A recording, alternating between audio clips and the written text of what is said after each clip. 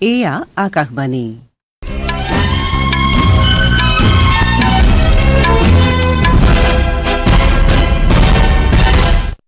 বাতৰি পঢ়িছো নিৰুপমা বৰঠাকুৰে এতিয়াৰ প্ৰধান বাতৰিসমূহত আছে তথ্য আৰু সম্প্ৰচাৰ মন্ত্ৰালয়ে সম্প্ৰচাৰ সেৱা বিধেয়কৰ খচৰা সন্দৰ্ভত মন্তব্য আৰু পৰামৰ্শ গ্ৰহণৰ সময়সীমা অহা 15 অক্টোবৰলৈ বৃদ্ধি কৰিছে কেন্দ্ৰীয় বিত্তমন্ত্ৰী নিৰ্মলা সীতাৰমণে আজি ভূপালৰ ভাৰতীয় বিজ্ঞান শিক্ষা আৰু গৱেষণা প্ৰতিষ্ঠানৰ একাদশ সমাৱৰ্তন সমাৰোহত অংশগ্ৰহণ কৰিব কৰ্মচাৰী ভৱিষ্যনিধি সংস্থা ইপিএফঅয়ে আজি ইয়াৰ কৰ্মচাৰী ভৱিষ্যনিধি হস্তান্তৰ বিষয়ে পঞ্চমটো পোনপটীয়া সত্ৰৰ আয়োজন কৰিছে ভাৰতীয় বতৰ বিজ্ঞান বিভাগে আগন্তুক দুটা দিনত দেশৰ মধ্য উত্তৰ পূব আৰু দক্ষিণ অঞ্চলত ধাৰাসাৰ বৰষুণ হোৱাৰ সম্ভাৱনা আছে বুলি আগলি বতৰা দিছে আৰু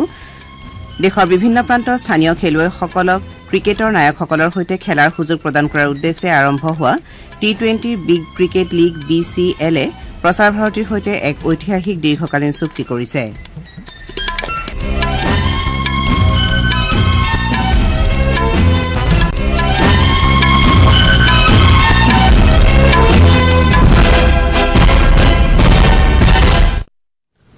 তথ্য আৰু সম্প্ৰচাৰ মন্ত্ৰালয়ে সম্প্ৰচাৰ সেৱা বিধেয়কৰ খচৰা সন্দৰ্ভত মন্তব্য আৰু পৰামৰ্শ গ্ৰহণৰ সময়সীমা অহা 15 অক্টোবৰলৈ বৃদ্ধি কৰিছে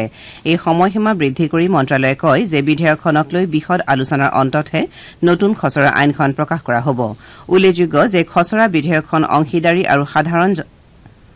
জনতাৰ মতামতৰ বাবে যোৱা নৱেম্বৰ মাহতে ৰাজহুৱা কৰা হৈছিল মন্ত্ৰালয়ে জনোৱা মতে বিধেয়কখনৰ খচৰা সন্দৰ্ভত বিভিন্ন সংস্থা তথা ব্যক্তিৰ পৰা একাধিক মতামত আৰু পৰামৰ্শ লাভ কৰা হৈছে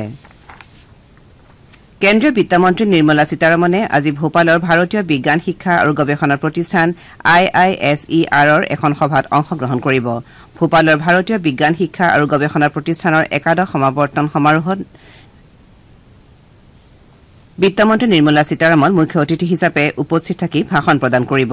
এই অনুষ্ঠানত মধ্যপ্ৰদেশৰ মুখ্যমন্ত্ৰী ডক্টৰ মোহন যাদৱো উপস্থিত থাকিব কৰ্মচাৰী ভৱিষ্যনিধি সংস্থা ইপিএফঅয়ে আজি ইয়াৰ কৰ্মচাৰী ভৱিষ্যনিধি হস্তান্তৰ বিষয়ে পঞ্চমটো পোনপটীয়া সত্ৰৰ আয়োজন কৰিছে এই সত্ৰৰ উদ্দেশ্য হৈছে বিভিন্ন সেৱাৰ বিষয়ে ইয়াৰ সদস্য আৰু পেঞ্চনাৰসকলক শিক্ষিত কৰা ইপিএফঅৰ চৰকাৰী সামাজিক মাধ্যমৰ মঞ্চসমূহত এই পোনপটীয়া সত্ৰ প্ৰচাৰৰ ব্যৱস্থা কৰা হৈছে শ্ৰম আৰু নিয়োগ মন্ত্ৰালয়ে এখন বিজ্ঞপ্তিযোগে কৈছে যে এই সত্ৰত কৰ্মচাৰী ভৱিষ্যনিধি হস্তান্তৰৰ প্ৰয়োজনীয়তা তথা প্ৰক্ৰিয়াসমূহ সম্বোধন কৰা হ'ব আৰু বিশেষজ্ঞ ব্যক্তিসকলে বিষয়টো সন্দৰ্ভত অংশগ্ৰহণকাৰীসকলৰ যিকোনো ধৰণৰ প্ৰশ্নৰ উত্তৰ দিব পহিলা এপ্ৰিলৰ পৰা 11 আগষ্ট পৰ্যন্ত মুঠ প্ৰত্যক্ষ কৰ সংগ্ৰহৰ পৰিমাণ যোৱা বছৰৰ একে সময়ছোৱাৰ তুলনাত 23.99% বৃদ্ধি হৈ 8,13,000 কোটি টকা হৈছে আয়কৰ বিভাগে প্ৰকাশ কৰা অনুসৰি যোৱা বছৰৰ এই একে সময়ছোৱাত প্ৰত্যক্ষ মুঠ কৰ সংগ্ৰহৰ পৰিমাণ আছিল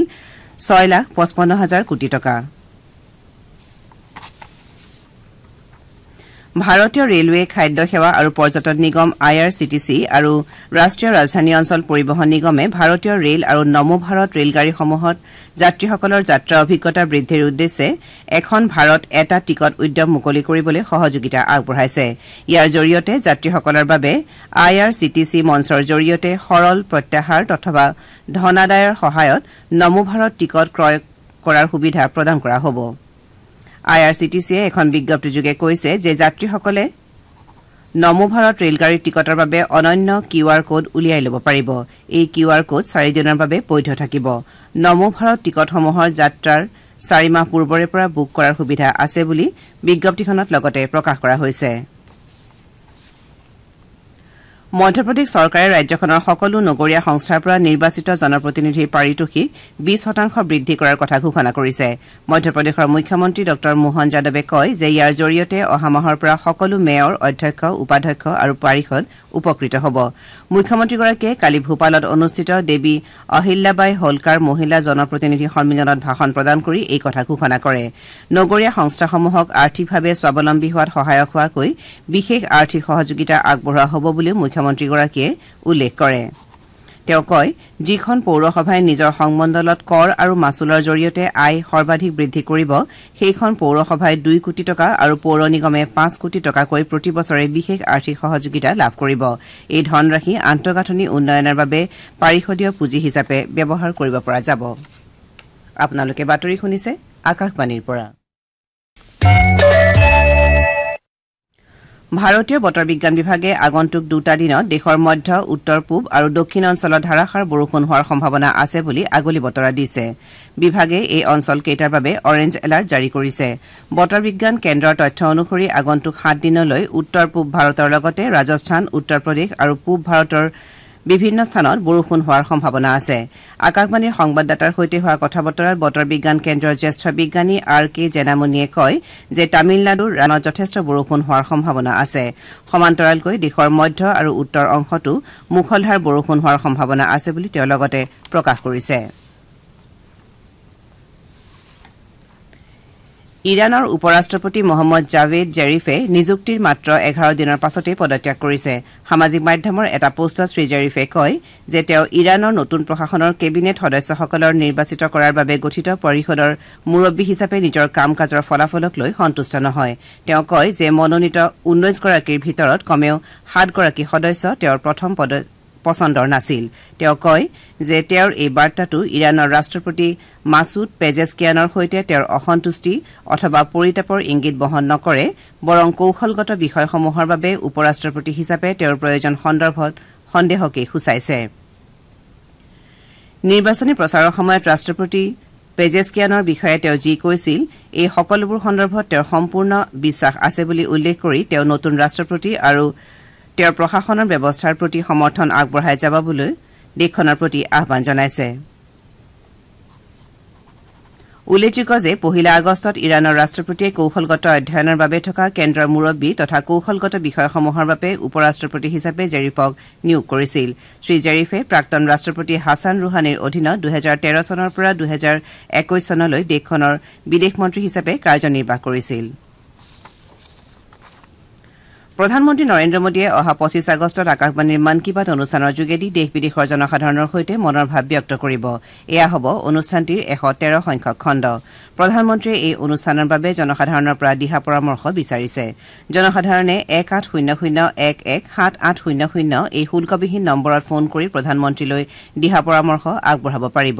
তেওঁলোকে লগতে নৰেন্দ্ৰ মোদী এপ অথবা মাইগভ মুকলি মঞ্চৰ জৰিয়তেও পৰামৰ্শ আগবঢ়াব পাৰিব অনুষ্ঠানটিৰ আসন্ন খণ্ডৰ বাবে 23 আগষ্ট পৰ্যন্ত পৰামৰ্শ গ্ৰহণ কৰা হ'ব আকাশবাণী আৰু দূৰদৰ্শনৰ সমগ্ৰ নেটৱৰ্কৰ লগতে আকাশবাণীৰ ৱেবছাইট আৰু news on AIR mobile app যোগে এই অনুষ্ঠান প্ৰচাৰ কৰা হ'ব আকাশবাণী দূৰদৰ্শন নিউজ প্ৰধানমন্ত্ৰী কাৰ্যালয় আৰু তথ্য আৰু সম্প্ৰচাৰ মন্ত্ৰালয়ৰ ইউটিউব চেনেল যোগেও এই অনুষ্ঠানৰ প্ৰচাৰ কৰা হ'ব আকাশবাণী এই অনুষ্ঠানটি প্ৰচাৰ হোৱাৰ ঠিক পাছতে ইয়াৰ আঞ্চলিক ভাষান্তৰ প্ৰচাৰ কৰিব